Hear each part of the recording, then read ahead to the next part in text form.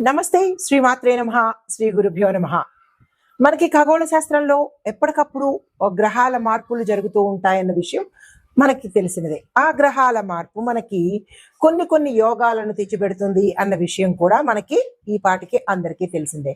అయితే ఇక్కడ మరొక విషయం ఏంటంటే, ఈ గ్రహాలు కలిసి సంయోగం చెందడం ఒక ప్రక్రియ అయితే, గ్రహాలు నక్షత్రాలతో పరివర్తన చెందడం అనేది ఒక రకమైన ప్రక్రియ. అది ఇప్పుడు మనకి ఈ ఖగోళంలో జరగబోతోంది. ఎలా అంటే గురువుకి రాహుకి కలిసి నక్షత్ర పరివర్తన చెందుతోంది. అయితే గురుగ్రహానికి చెందిన నక్షత్రము పూర్వభాద్ర అయితే, ఆ పూర్వభాద్రలో రాహు వెళ్తున్నాడు. రాహువుకు చెందిన ఆరుద్ర నక్షత్రంలోకి గురువు సంచారం చేస్తున్నాడు. అంటే నక్షత్రాలలో వారి వారి ఇష్టమైన నక్షత్రాల్లో ఒకరికొకరు వేరువేరుగా సంచారం చేస్తున్నారు. అయితే ఈ సంచారము మనకి ఆగస్టు 12 వరకు జరగబోతోంది. అంటే అంతవరకు కొనసాగుతూ ఉంటుందన్నమాట. ఈ కొనసాగింపులో ఈ నక్షత్ర పరివర్తనలో మనకి గురువు తన నవమ దృష్టిని రాహు చూస్తున్నాడు. నవమ దృష్టితో రాహువుని చూస్తున్నాడు.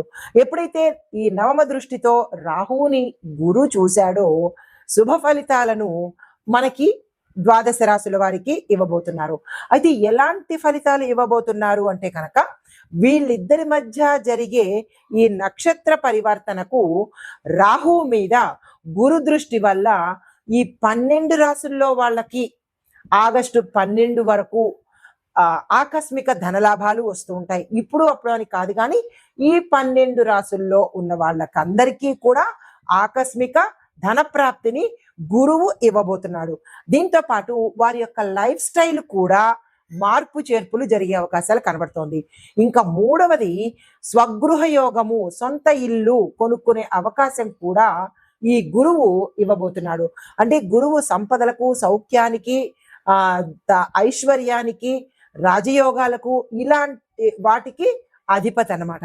అయితే దీంతో పాటు ఆదాయం వృద్ధి, అంటే ఆల్రెడీ సెటిల్ అయిన వాళ్ళకి ఇంకా సెటిల్మెంట్, అంటే ఇంకా ఆదాయాన్ని ఎక్కువగా వృద్ధి చేసేటట్టుగా మంచి యోగాన్ని ఇవ్వబోతున్నాడు.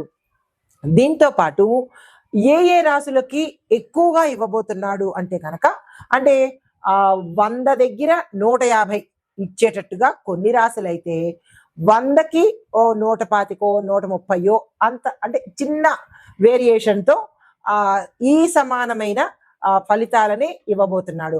అయితే ఎక్కువ ఫలితాలను ఇచ్చే రాశులు మేష, వృషభ, మిథున, సింహ, తుల, ధనస్సు.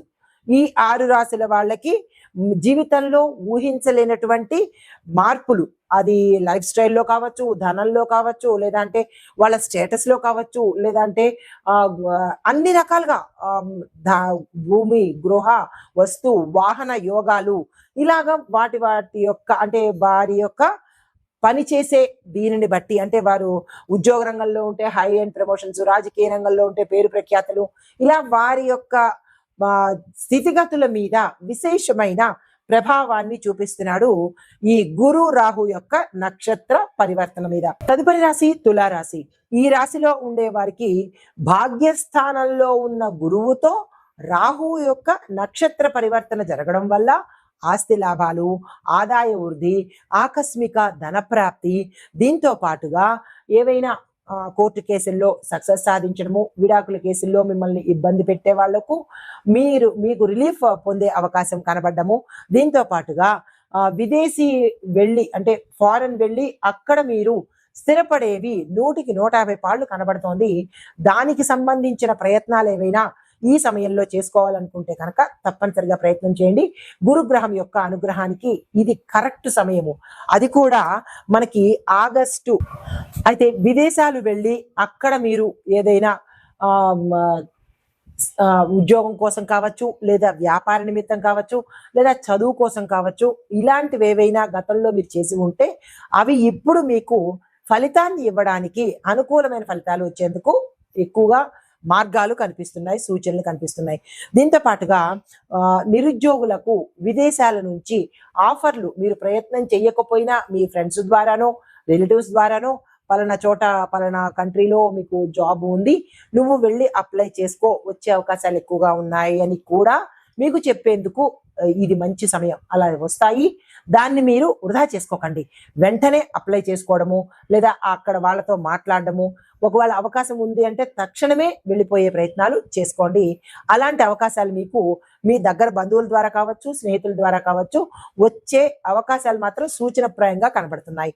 అయితే వృత్తి, ఉద్యోగ, వ్యాపార రీత్యా మీరు అక్కడ స్థిరపడాలి అని అనుకున్న వాళ్ళు, లేదా అక్కడ మా వెంచర్స్ ఏమైనా పెడదామనుకున్న వాళ్ళు, లేదా అక్కడ మేము ఏదైనా స్థాపించాలి, లేదంటే అక్కడ మా యొక్క ఇదిని అక్కడ ఉంచాలి అంటే వ్యాపార నిమిత్తంగా మేము అక్కడ కూడా మేము టైఅప్ పెట్టుకుంటాము అని అనుకున్న వాళ్ళకి ఇది కరెక్ట్ సమయము. ఆ సమయాన్ని ఉపయోగించుకునే ప్రయత్నం చేసుకోండి.